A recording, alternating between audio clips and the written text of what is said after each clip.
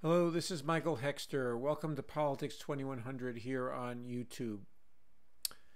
So this episode I'm calling In Post-Invasion Energy Crisis, World Political Leaders Fold to Cheap Energy parentheses social contract. So this is something that I've written about and now posted here to Politics 2100 at least several times over the last, let's say, 12, 13 years,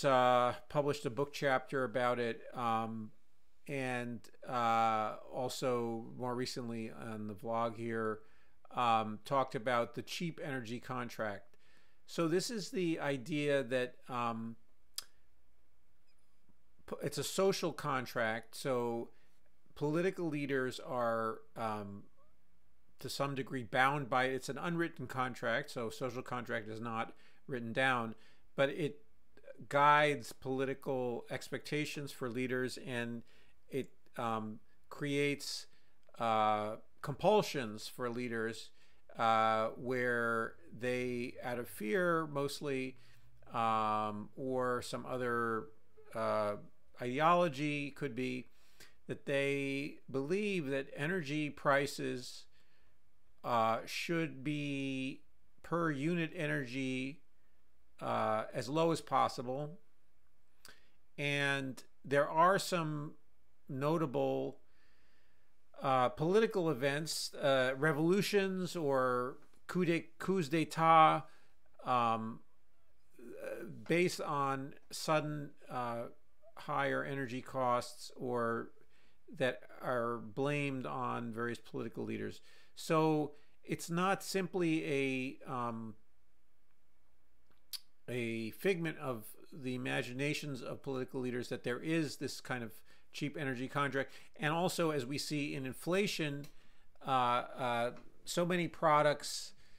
depend on fossil energy or energy overall, but mostly in our world, fossil energy for their production or transportation, so that the price of those products goes up, not exactly in lockstep with energy, but energy then can become an excuse for corporations to, for instance, raise prices and increase their profit margins, but with the excuse of energy prices, because everybody acknowledges and sees the energy price if they are paying bills or pumping gas, purchasing petroleum at a filling station. So anyway, so we have, I've already posted once about what I think should be the what I call the medium and long-term strategy for energy independence or energy response, energy policy response to the Russian invasion of Ukraine and the dependence in particular of Europe, but also just in general the world market on not only Russian oil, just any oil from the Middle East, from any country, from our own, in the United States, our own extractive regions of our country, or our own the gas and oil deposits located in U.S. territories. So, and this is all because those that we need to get independent of these things because of, for one, climate chaos, climate catastrophe, and number two, the monopolization of those sources by either large corporations that have a divergent interests that are very much divergent from the interest of the most people in our society, and really all people in some kind of cosmic sense, or not just cosmic, but in any medium or long-term sense, because basically the destruction of the Holocene, or the favorable climate for humanity, means that our species is not only flirting with but heading toward extinction, based on a much heated and then radically destabilized climate, and then biosphere from which we where we live. So anyway, so we see, though, unfortunately, leaders in a short-sighted way. Now, there are variations among different leaders, but and for instance, we see in Italy, for instance, the offering of a 110% subsidy for green home renovations. So in other words, to basically make homes fossil fuel independent. And so 110% subsidy would mean that homeowners are incentivized by 10% gain in their in other words, above their cost. They gain 10% above their cost. So in other words, they're being paid to undertake renovations that would reduce fossil energy use. So and so there are a variety of different responses, but the United States and other countries, and the combination of the European Union and the United States, the focus has been definitely on the very short term, and on really on exploiting the crisis. The fossil energy industry is trying to exploit the crisis to tie the energy systems more closely to fossil energy. The exact opposite of the rational response, which is to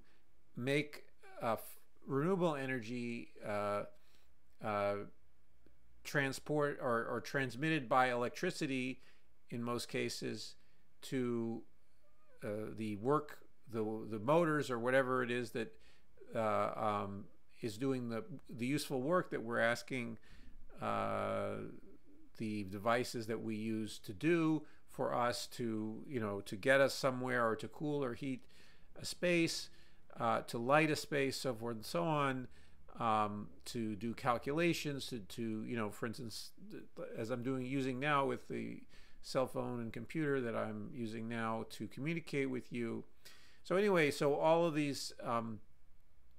devices use energy, and so to use that energy from a renewable source requires us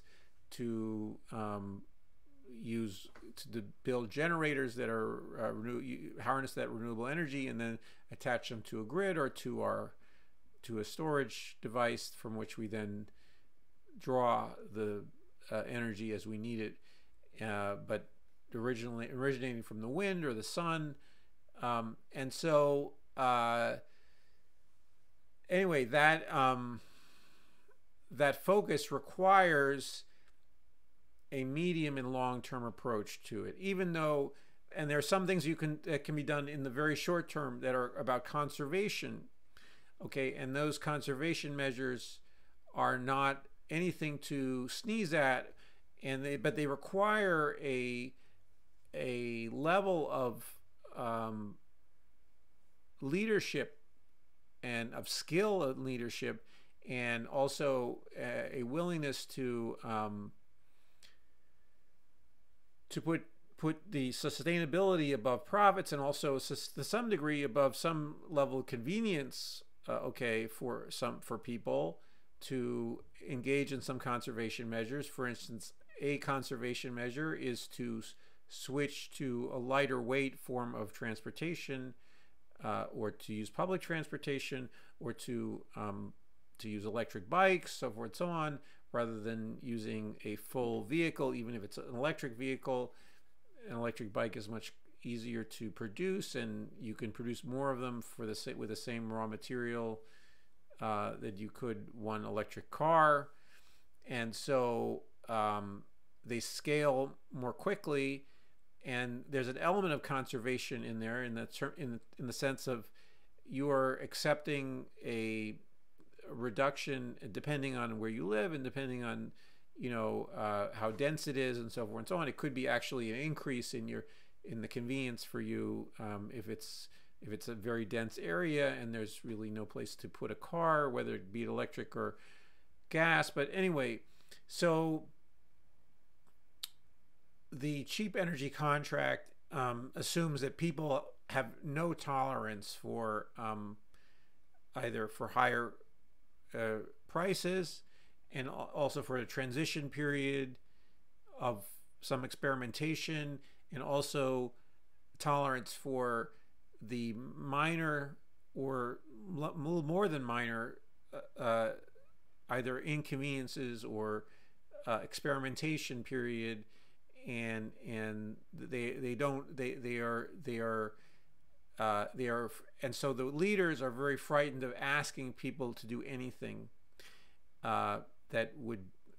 involve that kind of a sense of sacrifice. And there are also voices, for instance, even on the left. You know, I was just looking at a Young Turks video where the in Los Angeles living Anna Kasparian was mocking in a way and saying it was impractical for Los Angelinos to do conservation measures, okay? And it was a matter of the corporations that we should hold the corporations accountable. And she was using kind of a rote, supposedly left framework that rejects any personal individual changes in behavior as being of necessity a neoliberal retreat or a retreat or an accommodation to neoliberal quote unquote climate or green policy, which is all about just you change your own carbon footprint, you don't change the social systems. I think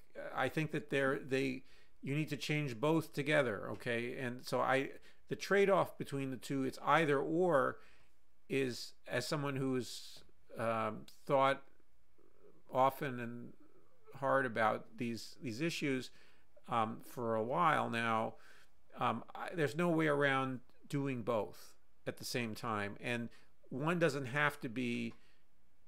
the whole idea of a carbon footprint, or that was the oil companies like to make you responsible for your own emissions related to your own activity. And it's like we can do both. We need to nationalize the fossil industry and then shrink it down to nothing. Okay. At the same time, we can't, continually blissfully continue on living, or waiting for a entirely green but extremely similar lifestyle that we're living now to be delivered to us by either government or by social movement. We need to create it together, and part of that creation involves thinking about, well, what can I do that is not quite as wasteful of the natural resources of the world and of the buffering capacity of the atmosphere, of the emissions that I will emit. What is it that I can do that is not, I'm not trying to accommodate the profit or the dominance of the fossil industry on the energy system. They need to be sidelined immediately. We need to create a political movement that does that. But that political movement can't also be premised on the idea that we will change nothing about how we live, okay, and that we will do nothing. We will not use our imaginations. We will not fiddle around with how we live, so that we are using less material and energy resources, obviously equitably. And there are people who including Anna Kasparian in this video, will claim that this is a privileged position, that I'm talking from a point of view of privilege, and I agree, but it's also, you know, can you sketch out a picture of, you know, of a 7 billion person world where everybody is using what people in the United States in the middle and upper classes, and even, you know, working class, you know, let's say upper working class, whatever, you know, the more settled parts of the working class, you know, if everybody, we can't, it won't, the world cannot sustain that kind of a system. And it's also not really, in terms of the, it doesn't really lead to satisfaction. I mean, I want to increase satisfaction, but decrease and the satisfaction that people get out of life, and equalize those satisfactions, so that, you know, people around the world can lead more satisfying and healthy lives, and so forth and so on. But we can't take as a model the way people in Los Angeles, people in anywhere in the United States live, you know, as a model, and you know, if I have a privilege, I'm in saying that, I think I'm using that privilege, that perspective, to say, you know,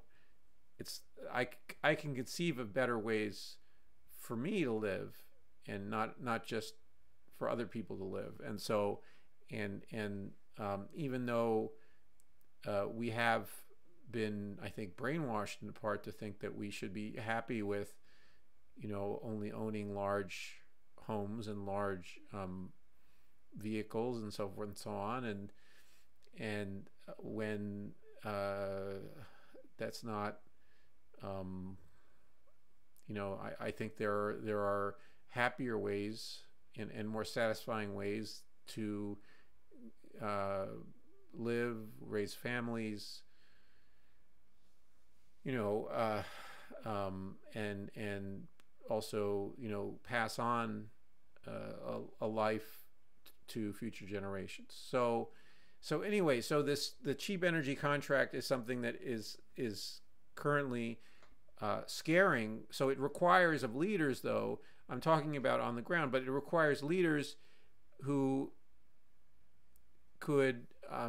think of and could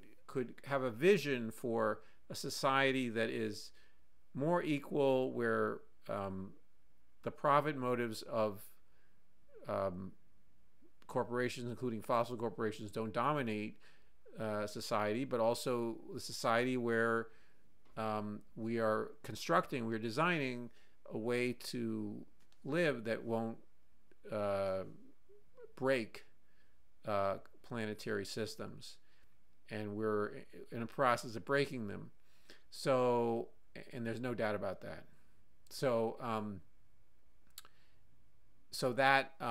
that's not simply a matter of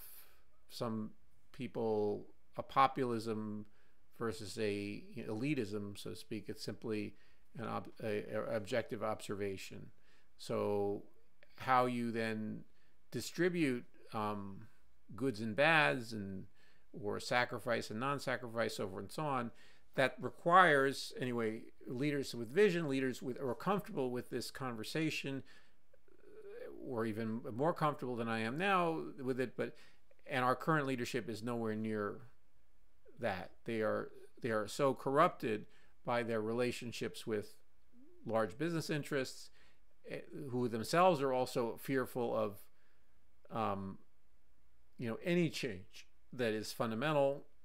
including changes in power and changes in income distribution, but also changes in the energy system and the logistics system that we live in, and the material flows that we are currently dependent upon, or, you know, enjoy in some form or another. And so supply chains and, and products and so forth and so on, and all those things that we are, and the waste that we create and all those kind of things. So that, like if I take Joe Biden as an example, though, we have other world leaders who are also similarly paralyzed. We need leaders who are thinking about, in an unashamed way, in an unapologetic way, about, especially if you want to transition, if your idea is, getting independent of fossil energy, or getting independent, certainly starting with the Russian fossil energy and then just fossil energy in general, that you have a loading order and you say, we're going to get independent of Russian fossil energy, but then we're also going to we're going to get independent of all fossil energy in rapid succession. And so, and that, and there are all kinds of interest groups that are immediately coming in and saying, no, no, no, no, and creating and willing to stir up also public opinion, like the Gilets jaunes, the so forth and so on, against the yellow vests in France, willing to stir up any resistance to, in that case there was a tax, it was a fuel tax, and yes, so the model that we have is a Green New Deal, and a Green New Deal would be a context in which this kind of conversation that I'm having could take place, because of the enormous, in my opinion, enormous commitments of trillions of dollars of federal spending on all kinds of different projects.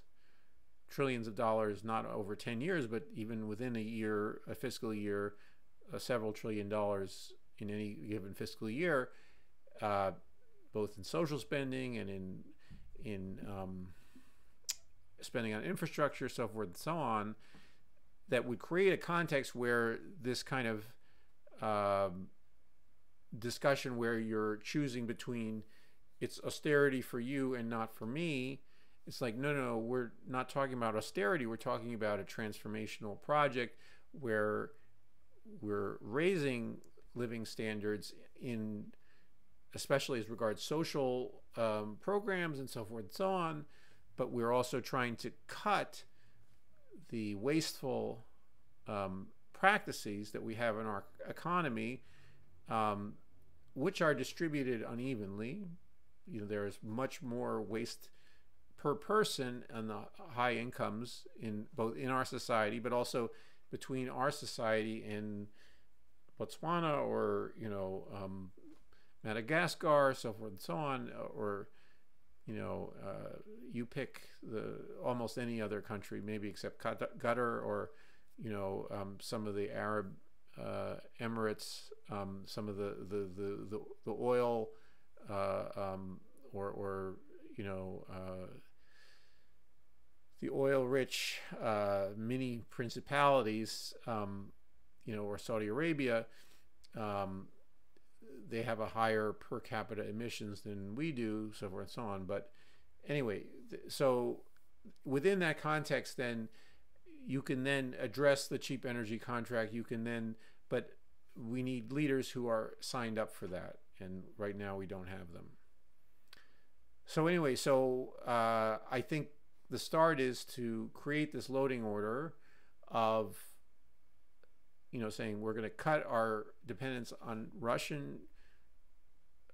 fossil resources as a first step, as a trial run to cutting our dependence on all fossil resources, or all fossil fuels. And so it needs, that vision needs to be there, and I believe in the context of a new social contract, the Green New Deal, that is about creating a social safety net that raises up the standards of living of most people, and while reducing their collective and also individual, if you impacts, if you cut it up per person, impacts on the global commons. So anyway, so I will stop here, and I will be returning to this on and off, because this is an issue that will continue to crop up, and I will be probably talking about it in different contexts. So anyway, so if you like this video, please like it, and also please share your comments and thoughts about this issue in the comments. And also, if you're enjoying Politics 2100 or getting something out of it in one way or another, please subscribe, and I will see you in the next video.